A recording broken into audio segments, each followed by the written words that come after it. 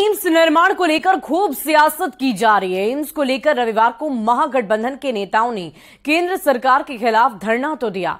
आज बीजेपी बिहार सरकार के खिलाफ धरना देने जा रही है। आज से दरभंगा सांसद गोपाल जी ठाकुर अनिश्चितकालीन अनशन शुरू कर देंगे और बिहार सरकार से सही जगह पर उचित जमीन की मांग की जाएगी। चुनावी साल है और ऐसे में मिथिला के लिए एम्स का मुद्दा काफी बड़ा हो गया है, क्योंकि 8 सालों से एम्स का निर्माण कार्य अटका हुआ है और ऐसे में गोपाल जी ठाकुर का कहना है कि वो बिहार सरकार से 200 एकड़ जमीन, बिजली कनेक्टिविटी और रोड कनेक्टिविटी की मांग करेंगे, ताकि केंद्र सरकार एम्स का निर्माण कराकर मिथिला को एक बहुत बड़ी सौगात दे सके। बीजेपी का ये धरना कार्यक्रम शोभन बाईपास के पंचोव वाली जमीन पर ही होगा। से ऊपर उठ के हम लोग को दिल बड़ा करके यहाँ एम्स में आगे बढ़ना चाहिए और एम्स की जमीन को सरकार जिस दिन देगी, मैं दावे के साथ कहता हूँ, हमारे सभी वरिष्ठ नेता यहाँ बैठे हुए हैं, उसके 1 महीने के अंदर उसका अंदर शिलान्यास होगा। जिस दिन एनओसी देगी बिहार सरकार, 200 एकड़ की बात है, केंद्र सरकार 200 एकड़ मांग रही है, आप 113 एकड़ कभी देते हैं, कभी 150 एकड़ देते हैं, उसमें भी प्राइवेट जमीन, किसानों का जमीन अभी तक एनओसी नहीं करके दे रहे हैं। बिहार सरकार को उपयुक्त जमीन देनी है, इसके लिए हम लोग कल अनशन पर बैठने जा रहे हैं, अनिश्चितकालीन अनशन पर बैठने जा रहे हैं और उस अनशन कार्यक्रम में भारत सरकार के केंद्रीय मंत्री आदरणीय अश्विनी चौबे जी भी आ रहे हैं।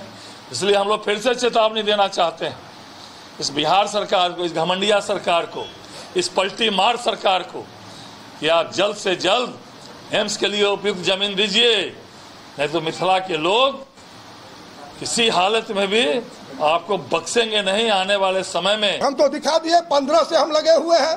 भैया आप कहाँ थे 15 से? आप तो कहीं नहीं थे और 6 महीना में एक तोबा मच गया है, जहां आप जमीन नहीं दिए और वहां आप कहते हैं एनओसी। आज आप धरना भी दिए, आज तक तो आप धरना नहीं देते थे।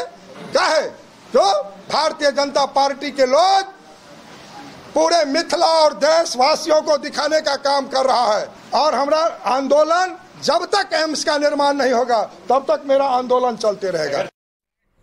और दरभंगा में एम्स निर्माण से ज्यादा उसकी जमीन पर सियासी फसल लहलहा रही है। कल महागठबंधन के नेताओं ने शोभन बाईपास में एम्स निर्माण के लिए विशाल धरना दिया, जिसमें आरजेडी के कई बड़े नेता और जेडीयू कोटे से मंत्री, विधायक भी शामिल रहे।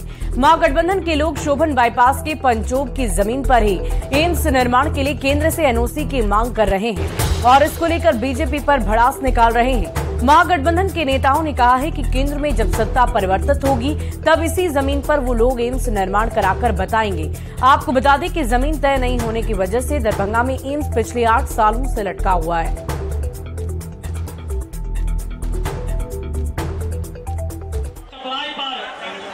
मतलब ये जो कह रहे हैं ये नहीं है, वो नहीं है, अब तो ये बना भी नहीं पाएंगे।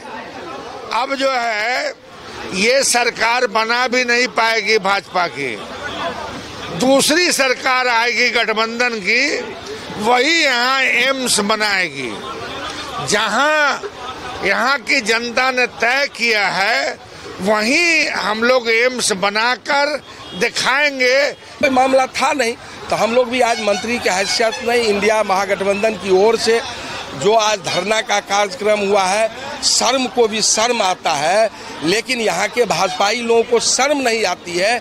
वही लोग रोका है और वही लोग अब फिर किस चीज़ का धरना दे रहे हैं। आज एनओसी भारत सरकार से आ जाए और 10 दिन के अंदर, 15 दिन के अंदर निर्माण कार्य जो प्रक्रिया है होने के बाद नहीं हो तो धरना करे, आमरण अनशन करे, तो ये समझ में आएगा। अपना झूठ को दबाने के लिए इस तरह का अतिक्रम कर रहे हैं, जो वहाँ धरना देने का कार्यक्रम कर रहे हैं और कोई बात नहीं है। अब वो फेंका हुआ थूक चाटने के लिए तैयार हो रहे हैं। मैं ये कहना चाहता हूँ, जो यदि उनमें जरा भी शर्म है तो प्रायश्चित करें, प्रधानमंत्री जी के आवास पर धरना दे करके, राजघाट पर जाकर के प्रायश्चित करें। हम तो दिए हैं कि आप दीजिए, आप एनओसी दे दीजिए। इन्होंने अभी तो सिद्दीकी साहब ने ठीक ही कहा, अब वो क्या बनाएंगे? ये आप 11 महीना से आप एनओसी नहीं दे रहे हैं, आप क्या एनओसी दीजिएगा?